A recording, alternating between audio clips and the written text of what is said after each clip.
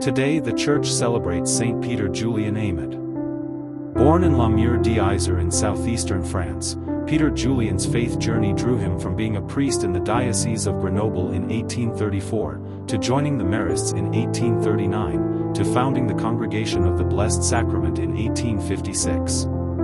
In addition to those changes, Peter Julian coped with poverty, his father's initial opposition to Peter's vocation, serious illness, a Jansenistic overemphasis on sin, and the difficulties of getting diocesan and later papal approval for his new religious community.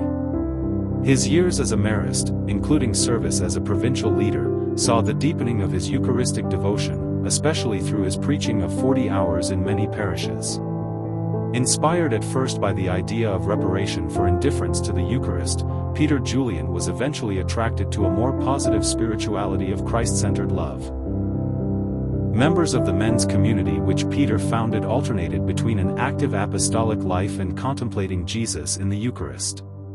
He and Marguerite Guillot founded the Women's Congregation of the Servants of the Blessed Sacrament. Peter Julian Eymard was beatified in 1925 and canonized in 1962, one day after Vatican II's first session ended. In every century, sin has been painfully real in the life of the Church.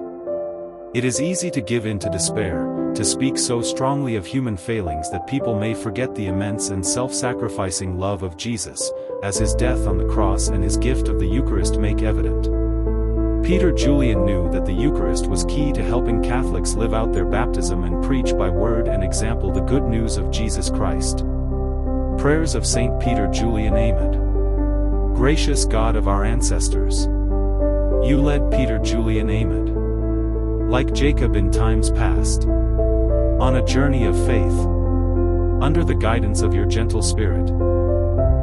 Peter Julian discovered the gift of love in the Eucharist, which your Son Jesus offered for the hungers of humanity.